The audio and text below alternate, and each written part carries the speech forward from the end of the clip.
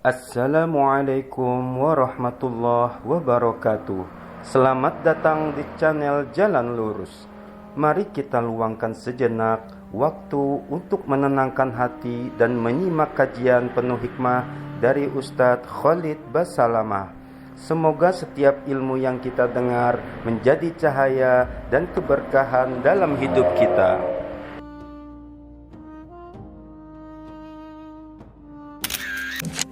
Tidak pernah lisan kita berhenti memuji Sang Pencipta Allah. Sebagai seorang muslim kita sangat yakin kalimat la ilaha illallah, la ma'budu bihaqqin illallah. Tidak ada Tuhan, pencipta, pemilik, penguasa yang menghidupkan, yang mematikan, yang menggantikan siang dan malam, baik di langit maupun di bumi, kecuali Allah. Dan Allah telah memudahkan kita agar memenuhi segala kebutuhan kita dengan cara menikmati dan bersyukur atau berterima kasih. Dan kalimat syukur itu diringkaskan di satu kalimat yang semua orang bisa mengucapkan, Alhamdulillah. Selanjutnya teman-teman, kita lanjutkan salam hormat kita kepada Nabi besar Muhammad sallallahu alaihi wasallam, sebagaimana Allah telah perintahkan itu, dan juga Allah bersama malaikatnya mengucapkan salam hormat kepadanya. Melanjutkan bahasan buku kita bedah buku Sahih Hadis Qudsi, dan kita sudah panjang lebar menjelaskan hadis tentang Isra dan Mi'raj pada kesempatan yang lalu. Dan pada hari ini insyaAllah semoga Allah berkahi di halaman 119 bab baru, keutamaan hari Arafah dan Rabb subhanahu wa ta'ala membangga-banggakan jemaah haji. Hadis pertama dalam bab ini adalah hadis nomor 100. Dalam arti kata dari urutan awal kita belajar, Alhamdulillah sampai pagi ini sudah hadis yang ke-100. Sahih li ghairihi, maksudnya derajatnya menjadi sahih karena ada riwayat-riwayat lain yang menguatkannya. Ibunda Aisyah radhiyallahu anha berkata, Rasulullah sallallahu alaihi wasallam bersabda, "Ma min yaumin aktsara min an yu'tiqallahu fihi 'abdan minan nari min yaumi Arafah. Wa innahu la yadnu thumma yubahi bihimul malaika fayaqul ma arada haula." Diriwayatkan oleh Imam Muslim. Artinya, tiada satu hari pun yang di dalamnya Allah lebih banyak membebaskan hamba dari neraka dibandingkan hari Arafah. Dan sesungguhnya D-nya besar kata ganti Allah, benar-benar mendekat kemudian membangga-banggakan mereka di hadapan para malaikat. Lalu Allah berfirman, apakah yang mereka inginkan? Hadis yang lain saya bacakan langsung saja karena ini berhubungan dengan sama keutamaan hari Arafah. Nomor 101, Hasan li ghairihi, derajatnya Hasan karena ada riwayat-riwayat lain yang menguatkannya. Dari Jabir bin Abdullah radhiyallahu anhu, dia menuturkan Rasulullah SAW bersabda, "Ma min ayyamin 'indallahi afdalu min ashri dzulhijjah." Faqala rajulun ya Rasulullah, "Hunna afdalu au adaduhunna jihadan fi sabilillah." Hunna afdalu am adaduhunna jihadan fi sabilillah. Qala hunna afdalu adadihinna jihadan fi sabilillah. Wa ma min yawmin afdalu indallahi min yawmi Arafah. Yanzilu Allahu tabaraka wa ta'ala ila as-sama'i dunya wa yubahi bi ahli al-ardi ahla as-sama' fa yaqul unzuru ila ibadi ja'u syu'than gubran hajina ja'u min kulli fajjin amiq yarjuna rahmati wa lam yarau azabi falam yura yaumun akthara atiqan minan nari min yaumi Arafah. Artinya, tiada hari di sisi Allah yang lebih utama daripada 10 hari awal bulan Zulhijjah. Maka Jabir radhiyallahu anhu bertanya dan berkata, seseorang bertanya, "Wahai Rasulullah, apakah hari itu lebih utama ataukah banyaknya orang yang berjihad di jalan Allah?" Maka beliau SAW bersabda, hari itu lebih utama daripada banyaknya orang yang berjihad di jalan Allah. Tiada suatu hari yang lebih utama di sisi Allah daripada hari Arafah. Allah yang maha suci lagi maha tinggi turun ke langit dunia, lalu membangga-banggakan penduduk bumi kepada penduduk langit. Allah berfirman, "Lihatlah hamba-hambaku, mereka datang dengan rambut kusut dan berdebu untuk berhaji. Mereka datang dari seluruh penjuru yang terjauh karena mengharapkan rahmatku. Padahal mereka tidak melihat azabku." Tidak ada suatu hari yang lebih banyak yang dibebaskan, yang lebih banyak orang dibebaskan dari neraka dibandingkan hari Arafah. Hadis ini riwayat Ibnu Hibban. Sekaligus saya baca hadis yang ketiga, karena ini ada 3 hadis dalam bab kita. Nomor 102, sahih li ghairihi. Dia menjadi sahih karena dia terbantukan dengan riwayat yang lain. Dari Abu Hurairah radhiyallahu anhu dari Rasulullah sallallahu alaihi wasallam, beliau bersabda, "Inna Allah yubahi bi ahli Arafatin malaikatis sama, fayaqul unzuru ila ibadi ja'uni syuhthan wubra." Sesungguhnya Allah membangga-banggakan jemaah yang berada di Arafah kepada para malaikat di langit. Saya berfirman, lihatlah hamba-hambaku, mereka mendatangiku dengan rambut kusut dan berdebu. Dari hadis-hadis ini teman-teman, berarti ada bahasan tentang masalah haji. Dan haji adalah salah satu dari rukun Islam. Kita sekarang coba penjelasannya, dan kita akan ambil nanti poin-poin pelajarannya. Insya Allah. Haji adalah salah satu dari rukun Islam, dan masuk dari bagian yang ketiga dari 5 rukun Islam itu. Jadi bagian pertama adalah wajib tidak ada toleransi. Syahadat dan sholat. Kalau orang merusak ini, maka bisa sampai ke tingkat kufur. Merusak syahadatnya misalnya dengan kesyirikan, dengan kekufuran, dengan murtad. Kemudian sholat, orang yang meninggalkan secara jah dan bangkang, tidak ada sholat itu maka kufur. Yang kedua, wajib juga tetapi masih bisa diganti di hari lain bagi orang yang punya uzur, yaitu puasa Ramadan. Sebagaimana kita tahu orang musafir, haid, nifas, sakit, dan segala macam. Dan yang ketiga ini yang jadi saksi bahasan kita, rukun Islam yang wajib tapi hanya bagi yang mampu. Banyak orang terkurung dengan kalimat bagi yang mampu. Jadi mereka selalu berpikir, oh saya belum mampu. Jadi tidak usah berpikir masalah zakat dan haji. Dan ini keliru.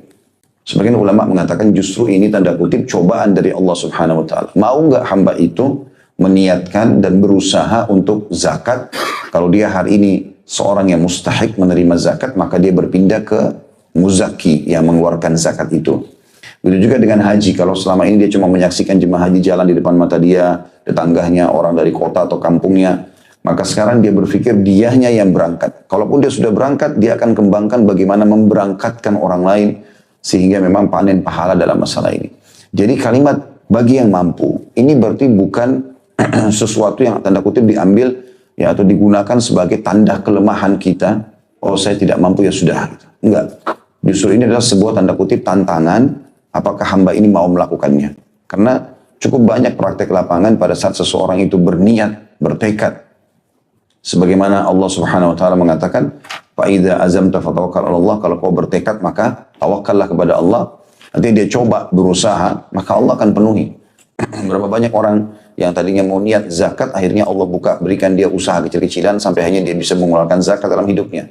Berapa banyak orang yang tadinya tidak punya uang, mulai menabung untuk haji, begitu ada kerabatnya, temannya, atau seseorang yang Masya Allah baik, dermawan, mendengar dia sudah punya tabungan, maka ditambahkan misalnya, sehingga dia bisa haji. Jadi terlaksana itu. Paling tidak. Kalau ada seseorang memang, dia udah niat untuk zakat dan haji, sementara dia belum bisa melakukannya, maka innamal a'malu binniyat. Sebagaimana sabda Nabi SAW, semua sesuai dengan niatnya.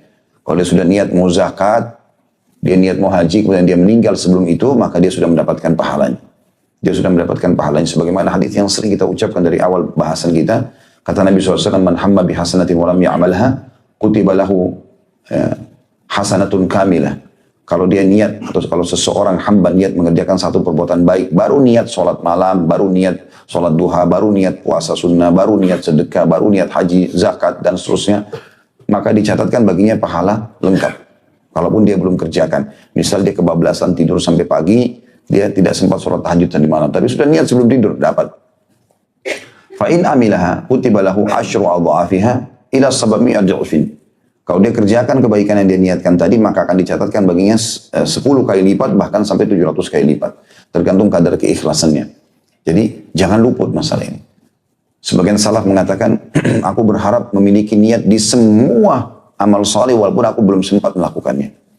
Jadi, jangan kita justru mengharamkan diri kita dari pahala, hanya mengatakan, oh saya tidak mampu, saya tidak akan bisa. Enggak. Kalau Allah berikan kita kesempatan, peluang, saya akan lakukan. Dengan bertekad seperti itu, Allah akan berikan pahala tentunya. Itu satu sisi. Sisi yang lain, haji memang adalah salah satu ibadah yang sangat ditekankan. Bahkan salafus saleh menjadikannya sebagai ibadah rutin tahunan. Yang wajib yang pertama, sisanya sudah menjadi sunnah. Dalam arti kata dia wajib mengerjakan sekali seumur hidup, gitu kan.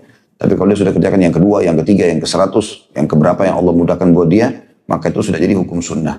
Tetapi para salafus saleh memang mengulang-ulanginya karena ingin mengejar keutamaannya. Bahkan mereka menjadikan haji itu adalah ajang untuk berkumpul. Atha bin Abi Rabah rahimahullah, salah satu ulama tabi'in yang masyhur, sampai waktu Abdullah bin Umar radhiyallahu anhu datang ke Mekah, lalu banyak penduduk Mekah mengelilingi Abdullah bin Umar untuk bertanya, maka Abdullah bin Umar berkata, sungguh aneh sikap kalian hai penduduk Mekah. Kalian datang bertanya kepadaku sementara di sisi kalian ada Atha bin Abi Rabah. Maksudnya sudah ada ulama kalian, itu sebuah rekomendasi dari seorang sahabat kepada muridnya. Atha bin Abi Rabah adalah orang yang sangat soleh, tidak ada yang pungkiri kesolehannya. Kalau orang baca tentang kisah-kisah kehidupan beliau rahimahullah. Beliau itu Allah kasih umur 100 tahun dan 70 kali haji. Artinya 70 tahun itu terulang-ulang haji terus. Dan ini sekaligus bantahan bagi orang yang mengatakan haji cuma sekali saja. Karena kan Nabi haji cuma sekali. Nabi SAW haji sekali karena memang setelah itu beliau meninggal dunia. Andai saja beliau masih hidup sebagaimana sabda beliau, kalau saya masih hidup tahun depan, saya akan ikutkan begini dan begitu. Ini beliau akan kerjakan haji itu. Jadi bukan tolak ukur itu. Makanya para sahabat, bahkan ummahatil mu'minin, istri-istri Nabi yang masih hidup setelah Nabi SAW meninggal, mereka melakukan haji berulang-ulang setelah Nabi SAW meninggal. Jadi ini bukan hujjah, bukan alasan. Saya kemarin baru balik bimbing umrah, ada jemaah saya yang mengatakan, Ustaz, ada sebagian orang yang mengatakan umrah jangan diulang-ulangi. Cukup sekali saja, uangnya lebih baik dikasih ke fakir miskin misalnya. Saya bilang itu bertolak belakang dengan hadits Nabi. Yang kami tahu adalah hadits Nabi, al-umratu ilal umrah. Umrah ke umrah setelahnya. Mukaffiratu lima bainahunna, idza syunibatil kabair. Akan menjadi pembersih di antara keduanya kalau dosa-dosa besar dijauhi. Kenapa Nabi bilang umrah ke umrah? Berarti kan ada perintah untuk mengulanginya. Jadi jangan jadikan alasan. Dan teman-teman kalau kita punya peluang untuk mengerjakan sekian banyak perbuatan amal soleh dalam waktu yang seketika bersamaan, kerjakan semuanya. Jangan selalu mengatakan saya umrah atau saya sedekah. Ya umrah dengan sedekah, gitu kan? Kenapa harus pertemukan antara ini sama itu? Seperti sering ada juga yang bertanya, mana yang saya dahulukan? Akikah atau saya berkurban? Kalau memang betul bertepatan hari ketujuhnya bayi itu pas memang hari kurban, misal, ya udah mungkin kita dahulukan akikah karena itu kewajiban, gitu kan? Sementara kurban sunnah muakkadah. Tetapi kurban punya 4 hari. Ada hari nahar, hari Idul Adha, ada hari tasyrik, 11, 12, 13, kita punya 4 hari. Kalau kita akikah misalnya pas kena Idul Adha, berarti kita masih punya hari tasyrik. Kenapa haramkan diri kita dari sedekah ini? Gitu kan? Jadi sebaiknya jangan mempertemukan dengan 2 hal seperti ini, kecuali memang darurat, memang nggak ada pilihan lain. Saya harus begini atau begini, itu lain. Tapi kalau dia masih bisa melakukannya, maka semestinya dia melakukan. Karena peluang-peluang amal soleh ini tentu belum tentu terulang, teman-teman sekalian. Kapan kita bisa mendapatkan kesempatannya, jangan disia-siakan. Jadi saya selalu tekankan diri saya dan juga jemaah sekalian, saya ingatkan, kalau kita punya peluang mengerjakan amal soleh, anggap itu amal terakhir kita. Jangan sia-siakan. Kita bisa sempat umroh, sempat haji, sempat sedekah, sempat hadir majelis ilmu, jangan ditunda. Karena kita nggak tahu apakah kita masih hidup setelah itu. Banyak orang subhanallah tidak sangka ajalnya datang. Bahkan kata Nabi SAW, kalau Allah ingin mencabut ruh seseorang di sebuah tempat yang Allah sudah takdirkan, maka Allah buat dia punya hajat di situ. Kalau dia sudah baik selama ini, Allah tutup dengan kebaikan. Misalnya dihadir majelis ilmu, ya dia lagi bersedekah, dia lagi puasa, dia lagi sujud, dia lagi sholat malam, dia lagi tawaf dan seterusnya. Begitu juga dengan orang yang terbiasa dengan amal buruk, Allah tutup hidupnya dengan itu. Dia mabuk, meninggal dalam keadaan mabuk, segala macam tabrakan, berkelahi sama temannya dan segala macam hal seperti itulah. Teman-teman sekalian, haji ini memiliki beberapa rukun. Ya, tentu sudah masyhur masalah itu adalah umrah, seperti mirip umrah, dia berihram. Niat tentunya, niat dulu, kemudian ihram, kemudian tawaf, ya, kemudian sa'i, kemudian tahallul setelah itu, lalu hadir di Arafah. Nah, yang kita ingin titik beratkan di sini adalah masalah hadir di Arafahnya. Jadi kalau teman-teman lagi haji itu 6 hari. Hari pertama namanya hari Tarwiyah, tanggal 8 Zulhijjah. Ya, sudah pernah saya titik beratkan, cuma saya ingatkan kembali. Jadi kalau teman-teman mau haji melalui sebuah travel, pastikan tanya, tanggal 8 Zulhijjah masuk ke Mina nggak? Walaupun ini sunnah ya, tetapi ditekankan sekali untuk hadir, namanya hari Tarwiyah, tanggal 8 Zulhijjah. Jadi 6 hari itu 8 sampai 13. 8, ya, tanggal 8, 9, 10, 11, 12, 13, 6 hari. Nah, hari pertama haji tanggal 8 Zulhijjah dan hari terakhir, hari tasyrik tanggal 13 adalah sunnah. 4 harinya yang wajib, 9, 10, 11, 12. Ya. Nah, tanggal 8-nya itu dikenal dengan hari tarwiyah, jemaah haji disunnahkan, bukan wajib. Tapi sayang kalau nggak pergi, karena banyak jemaah haji cuma tinggal di hotel, di apartemen. Sayang dia nggak pergi. Gitu kan.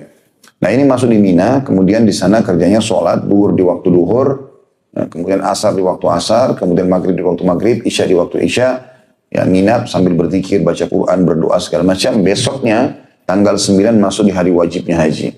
Ini dikenal dengan hari Arafah. Mulai terbit matahari atau waktu duha, ya sampai mulai waktu duha atau menjelang duhur sampai menjelang maghrib atau menjelang ya pas maghrib lah ya. Kita tidak boleh tinggalkan Arafah sebelum terbenam matahari. Nah, ini hari wajibnya. Ini yang sedang dibahas keutamaannya di sini. Kata Nabi SAW, Al-Hajju Arafah. Haji itu adalah Arafah. Harus hadir di situ. Jadi biar orang sakit, dibawa pakai ambulan oleh pemerintah Saudi, walaupun lagi diinfus, dimasukkan di Arafah dengan dipakaikan ihram. Karena mereka kalau hadir di sini berarti dianggap sudah haji. Itu juga sholat duhur asar, tapi ini dijamak, duhur asar dijamak, ditakdim di waktu duhur, 2 rakaat, kemudian menunggu sampai terbenam matahari. Nah, selepas asar sampai terbenam matahari ini waktu mustajab doa. Tadi katakan Nabi SAW kalau tiba hari Arafah beliau beliau berdoa mengangkat tangannya sampai kelihatan putih ketiaknya alaihissalam, berdoa tidak menurunkan sampai terbenam matahari. Malamnya tanggal 9 itu jemaah haji ke Musdalifah. Lokasi ini biasanya tidak ada kemah buat kita karena hanya mampir saja. Biasanya banyak jemaah kita hanya di bus saja tanggal 9 ini sampai lewat pertengahan malam mereka lalu pindah ke ibadah yang lainnya. Ya, bisa mengerjakan pada saat itu tawaf ifadah atau tawaf wajibnya haji ya. Kemudian tanggal 10 hari Idul Adha itu jemaah haji rame-rame ke Mina. Ini 4 hari ini ke Mina semua ini. Hari pertama tanggal 8 Mina, hari ketiga tepatnya tanggal 10, 11, 12, 13. Jadi hari ke-3, 4, 5, 6 semuanya itu nginapnya di Mina. Cuma bedanya di tanggal 10 ini mereka mengerjakan Jumrah Aqabah atau melontar besar. Ya, Aqabah itu sebenarnya bukit yang menukik atau agak tinggi sedikit yang orang bisa naik ke atasnya, diistilahkan dengan Aqabah. Melontar pada saat itu 7 butir batu, kemudian nginap di Mina, sholatnya duhur asar jamak, kemudian 11, 12, 13 ini sudah pakai baju biasa karena setelah jumrah yang di hari Idul Adha itu sudah boleh cukur rambut pakai baju biasa.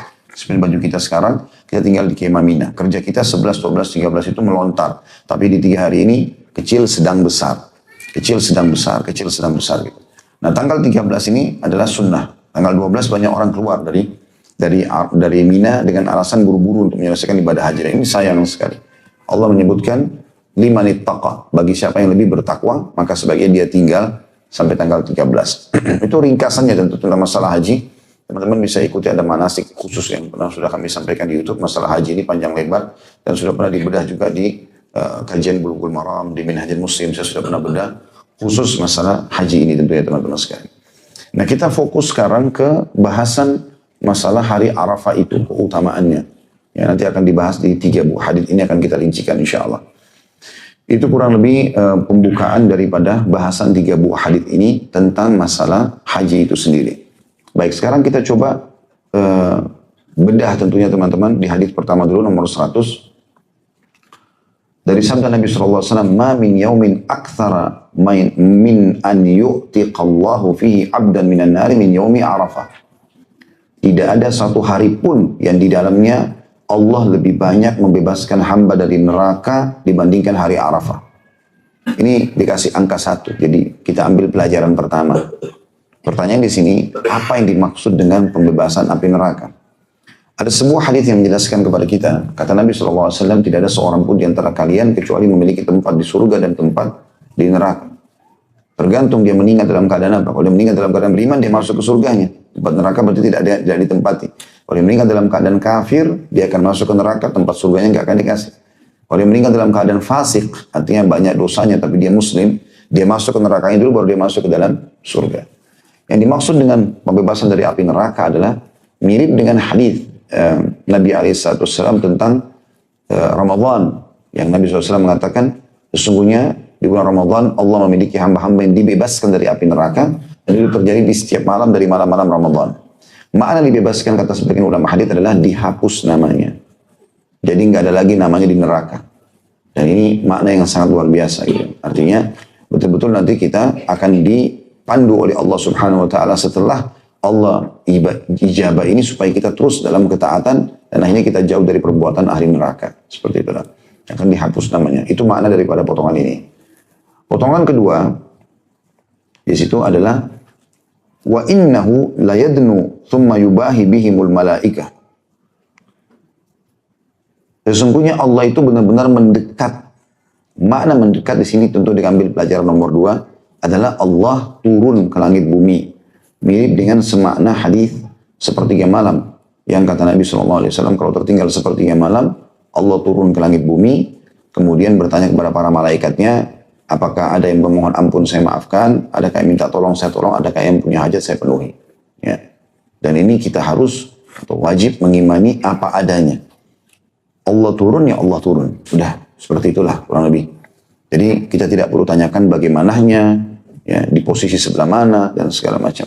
Karena Allah datang dan turun dengan kemahabesarannya, dengan kemahamuliaannya.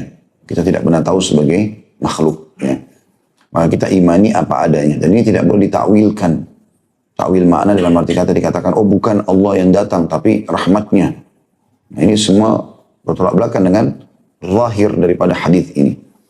Baik itu Arafah ataupun sepertiga malam. Di sini berarti ada penetapan sifat Allah Subhanahu wa taala turun ke langit bumi, baik di hari Arafah ataupun di sepertiga malam, gitu kan. Kemudian juga ada penentuan sifat Allah yang lain, yubahi bihimul malaikah, membanggakan hamba-hamba di depan para malaikat. Nah, ini juga Allah Subhanahu wa taala punya sifat gembira, kagum, tapi tentu sesuai dengan kemahamuliaannya dan kemahasempurnaan, tidak sama dengan makhluk. Sebagaimana misalnya hadis, sebuah hadis yang berbunyi riwayat Imam Ahmad, innallaha yu'jibu min syabin laisa lahu sabwah. Allah kagum dengan seorang hamba yang tidak mengikuti hawa nafsunya. Gitu kan? Ada kekaguman Allah. Allah gembira. Ada hadis Bukhari Muslim. Sesungguhnya Allah sangat gembira dengan taubat hamba-hambanya. Lebih gembira daripada seseorang di antara kalian yang pergi ke padang pasir yang luas, kemudian dia bawa seluruh bekalnya di atas tunggangannya, lalu kemudian dia tidur di bawah pohon, lalu tunggangannya hilang dengan seluruh bekal-bekalnya. Lalu dia keliling-keliling cari, dia tidak temukan. Karena sudah putus asa, dia mengatakan saya kembali ke tempat yang semula, lalu saya tidur, semoga pada saat saya bangun saya sudah meninggal dunia. Karena sudah putus asa, nggak ada lagi. Di padang pasir dia tidak bertuan, nggak ada kehidupan, untanya hilang, tunggangannya dan juga tidak ada bekalnya. Maka setelah dia buka matanya, dia melihat untanya di depan matanya. Bagaimana gembiranya dia? Allah lebih gembira ya, daripada orang tersebut dengan taubat hambanya. Berarti Allah punya sifat itu. Tapi sifat-sifat Allah tidak bisa disamakan dengan makhluk. Karena Allah mengatakan dalam Al-Quran, A'udzubillahi minasyaitonirrajim, laisa kamitslihi syai'un wa huwas samiul basir. Tidak ada yang menyerupai dia, dan dia maha mendengar, juga maha melihat. Jadi Allah Subhanahu wa taala maha kuasa dengan sifat-sifatnya maha sempurna. Ini harus kita itsbatkan, atau kita tentukan sifat ini sebagaimana Nabi SAW bahasakan. Juga pelajaran yang lain di potongan ketiga adalah fayaqul ma arada haula. Lalu Allah berfirman atau berkata. Ini juga penetapan sifat Allah Subhanahu wa taala yang mulia. Ya, seperti Al-Qur'an, tidak boleh kita katakan Al-Qur'an itu makhluk, diciptakan. Tapi yang dikatakan adalah sebagaimana Imam Ahmad rahimahullah memperjuangkan masalah itu adalah kalamullah. Perkataan Allah dan tidak gair makhluk, tidak diciptakan.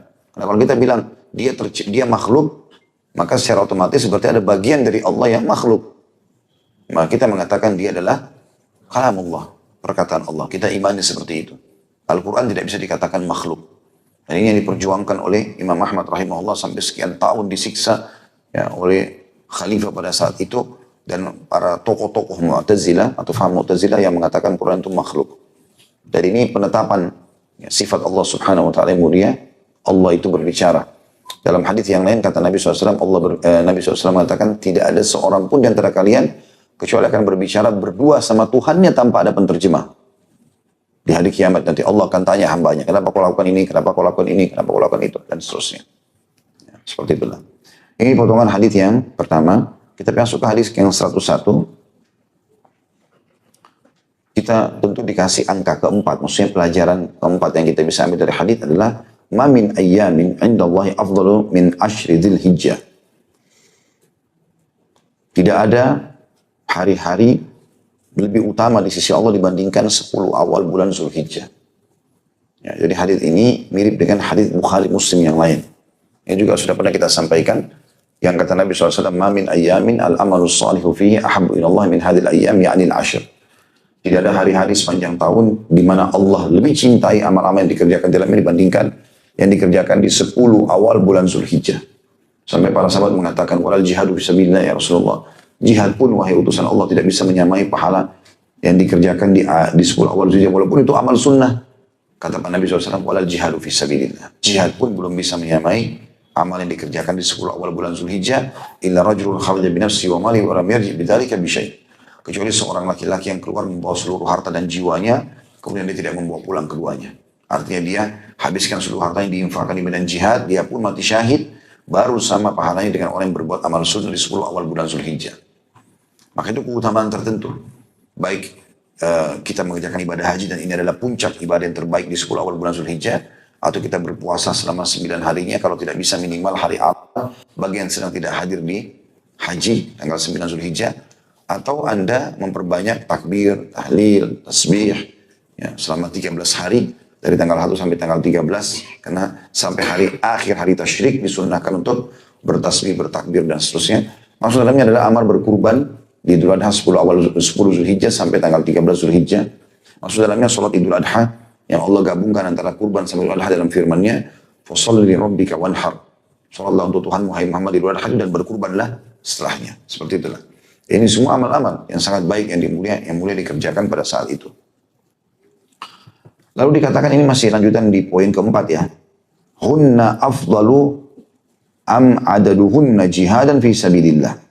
Seseorang bertanya, "Wahai Rasulullah, apakah hari itu lebih utama ataukah banyaknya orang yang berjihad di jalan Allah?" Maksudnya, mana lebih besar pahalanya? Kita beramal soleh selama 10 hari itu, Zulhijjah, dengan amal apa saja, kayak baca Quran, zikir, berdoa, segala macam. Mana lebih baik itu atau orang berada di medan jihad selama 10 hari itu? 10 hari di medan jihad dibandingkan dengan amal sunnah yang dikerjakan di 10 awal Zulhijjah. Mana yang lebih baik? Maka Nabi SAW menjawab di situ ya. Kata beliau SAW, hari itu lebih utama daripada banyaknya orang yang berjihad di jalan Allah. Karena tidak ada suatu hari lebih utama di sisi Allah daripada hari Arafah. Ya, jadi ini kemuliaannya tentunya ya.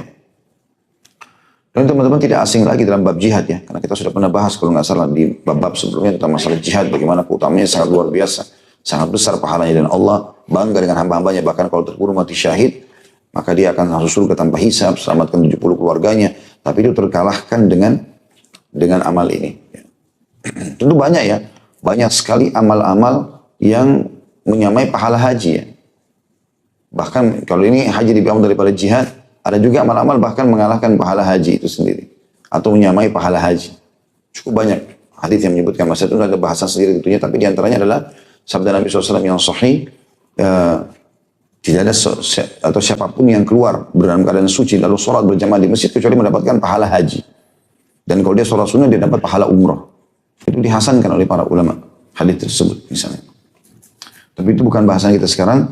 Maka kita menyebutkan kembali masalah afdaliyahnya 10 awal Zulhijjah dan puncaknya adalah ibadah haji karena disebutkan dalam hadis ini, terutama hadir di hari Arafah.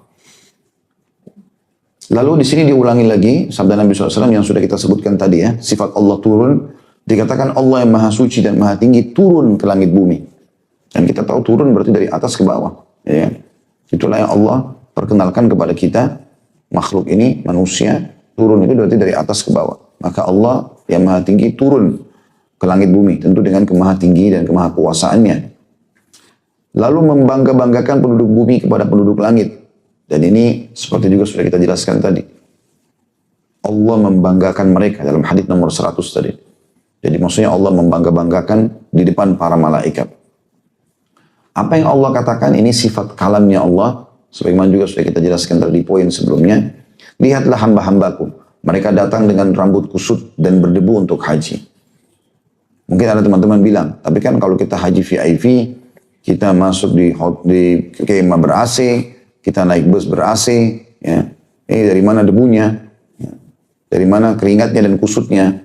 Maka Perlu digarisbawahi teman-teman, kita dianjurkan, kalau Anda haji lengkap ya, tanggal 8 sampai tanggal 13, kita bicara berapa lama Bapak Ibu pakai ihram.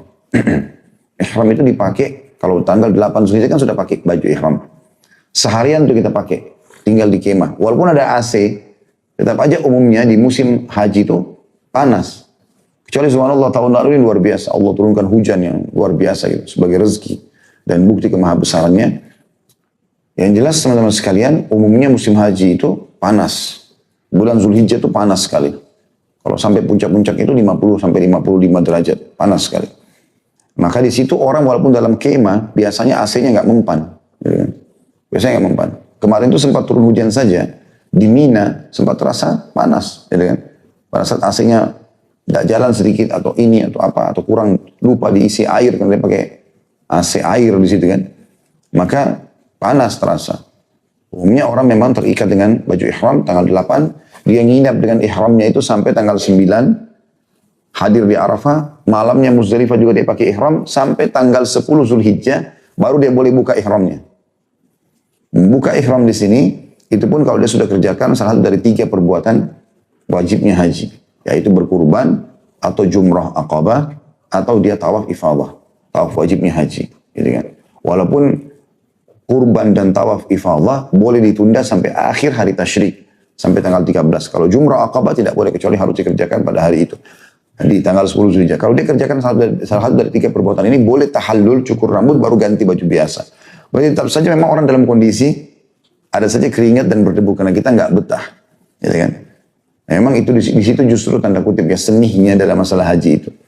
Apalagi kalau orang yang subhanallah tidak punya uang, dia haji pas-pasan, tidur di pinggir jalan, itu luar biasa.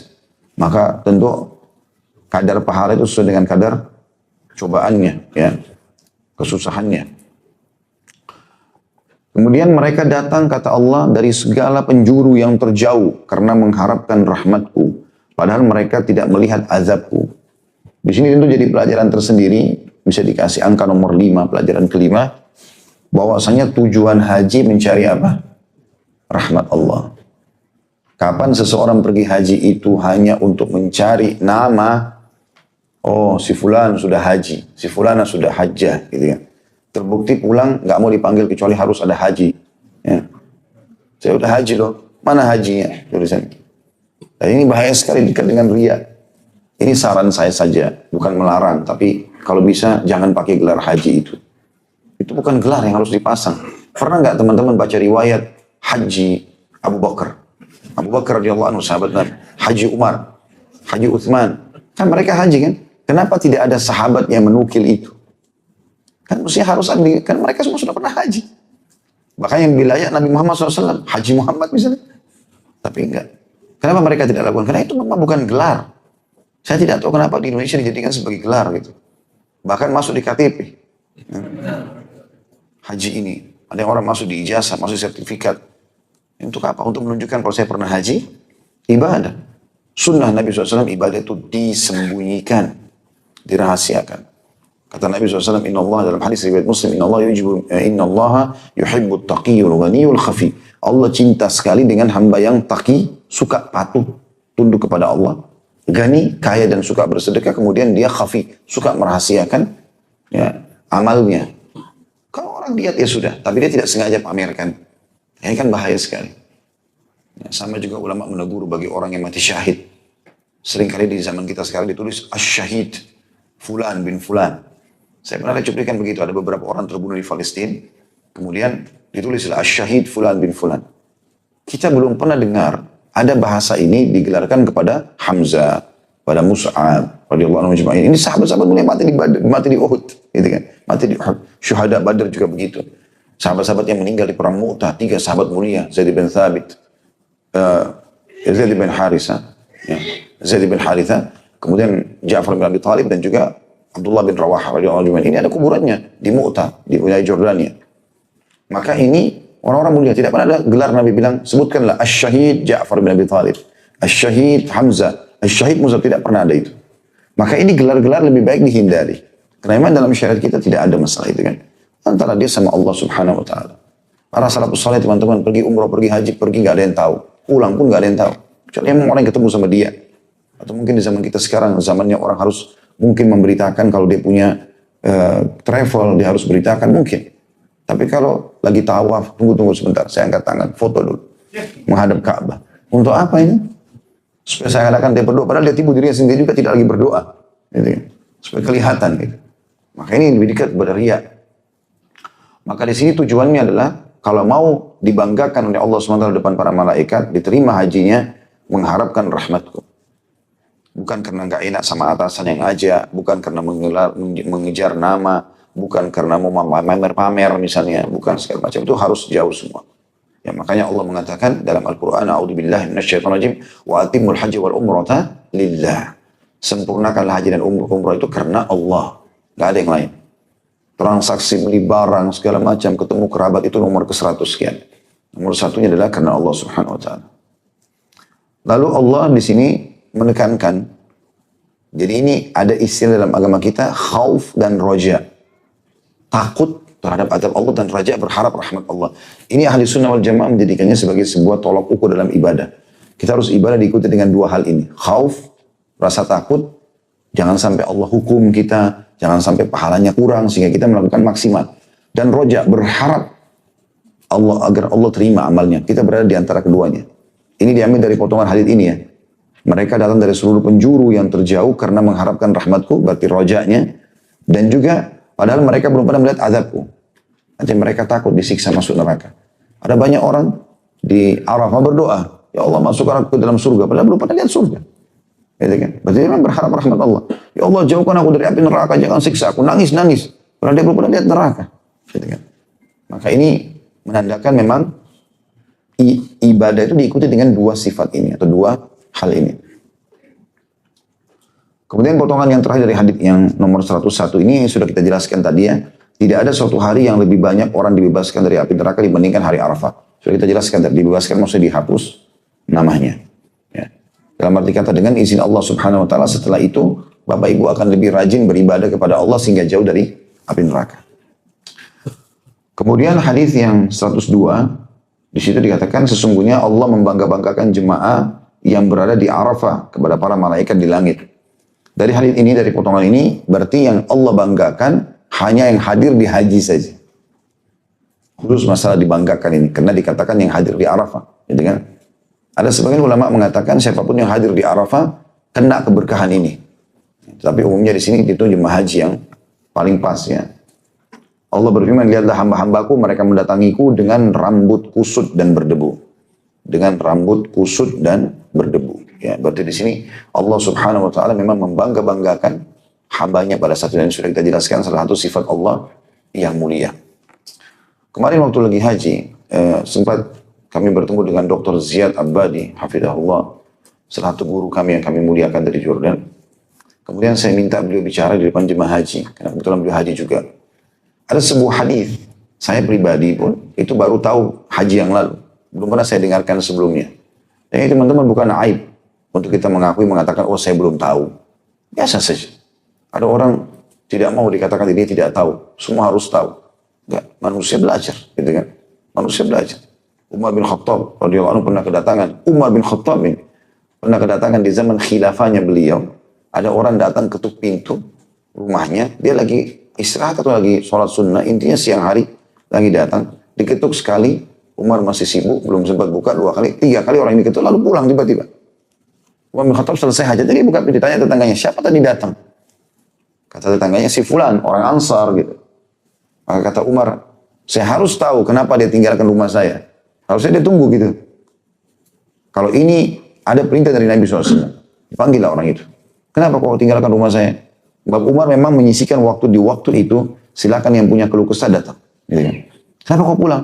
Enggak tunggu saya. Padahal saya ada dalam rumah.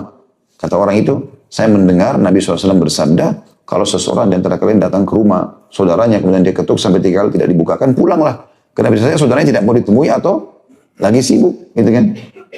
Udah selesai, ketuk 3 kali pulang, adabnya begitu. Kata Umar, siapa yang menjadi saksi atas perkataan ini? Maksudnya, ada nggak orang lain selain kau yang pernah dengar Nabi ucapkan ini? Kata dia, ada. Dipanggillah beberapa orang, mungkin lebih dari 10 orang jadi saksi pada saat itu. Maka Umar akhirnya menerima hadis tersebut. Padahal beliau mertua Nabi, hampir tiap hari sama Nabi. Masih ada yang belum didengar gitu. Ya bukan aib, gitu kan. Itu bukan aib. Bahkan penuntut ilmu harusnya bisa lebih lapang dada, menerima masukan, ya, memperbaiki kekurangan-kekurangan. Itu semua adalah hal yang positif. Justru dari situ kita belajar. Ada sebuah hadis yang menarik yang beliau sebutkan, dan menurut Syekh Ziyad, karena beliau adalah murid langsungnya Syekh Albani juga dalam ilmu hadis, ya, maka beliau mengatakan hadis ini dihasankan oleh para ulama. Bunyinya itu begini, ya, saya langsung terjemahkan saja dari Anas, sahabat Rasulullah SAW radhiyallahu anhu. Dia berkata, pernah satu waktu saya duduk bersama Rasulullah SAW di Masjid Al-Khif. Ya. Jadi ini di daerah Mina sana. Maaf, di Masyaril Haram, ya. Fa'atahu, maka ada seseorang laki-laki dari Ansar datang, dan seseorang dari suku Thaqif. Lalu keduanya mengucapkan salam kepada Nabi SAW. Lalu keduanya mengatakan, kami datang kepada anda ya Rasulullah untuk bertanya perkara penting. Maka Nabi SAW bersabda kepada keduanya, kalau kalian berdua mau, maka aku akan beritahukan pertanyaan apa yang kalian akan tanyakan itu sebelum kalian tanya. Jadi sebagai wahyu dari Allah SWT, Nabi sudah tahu mereka datang untuk nanya apa gitu. Dan kalau kalian mau, saya diam dan saya mendengarkan pertanyaan kalian. Maka kedua orang ini pun berbicara satu sama yang lain, saling mengatakan, yang Ansar mengatakan kepada orang yang dari Thaqif, tanyalah Rasulullah SAW. Maka orang Ansar mengatakan, tidak, kau yang harus bertanya, karena kau lebih berhak untuk itu. Ya. Maka akhirnya keduanya mengatakan, ya Rasulullah, beritahukanlah kepada kami agar iman kami bertambah.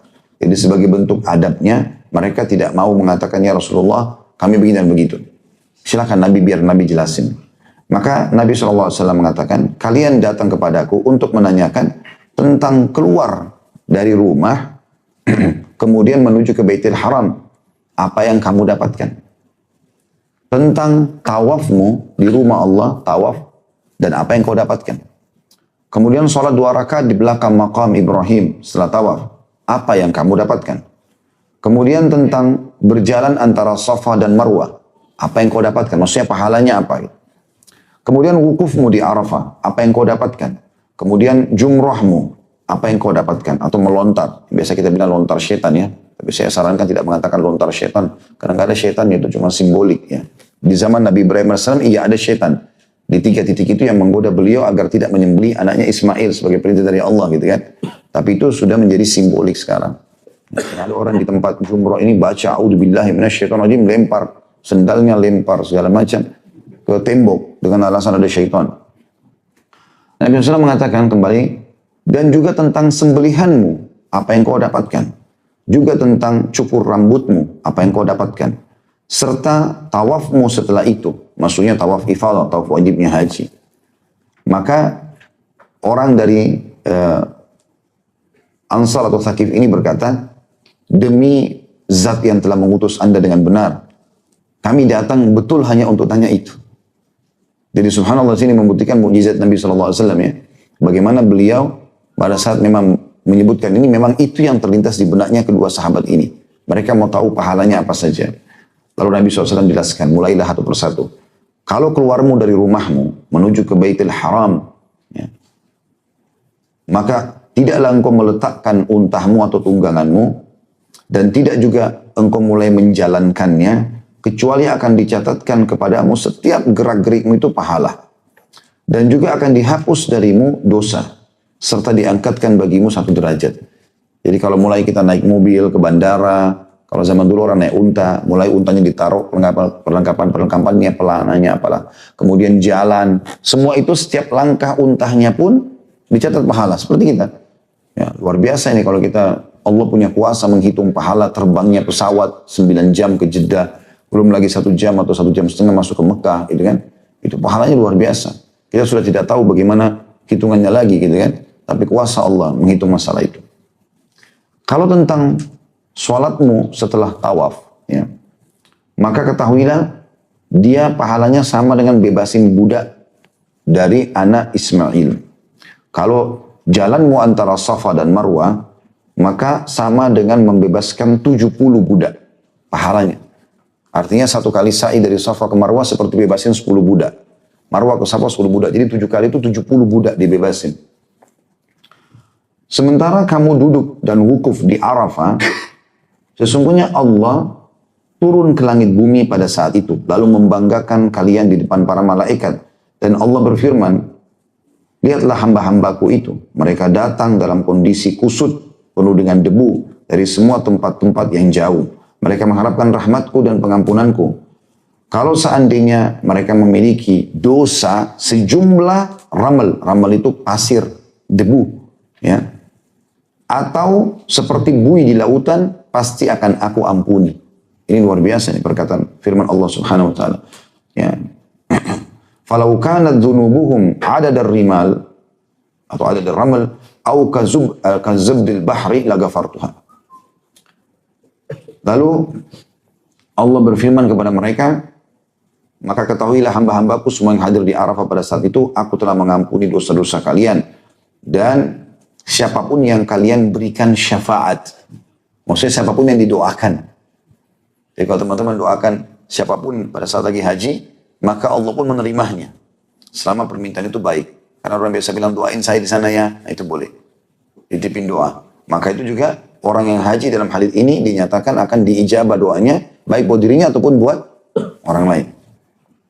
Sementara lontaran jumrahmu, kata Nabi SAW, maka engkau akan dapat dari setiap batu yang kau lemparkan pengampunan dosa besar.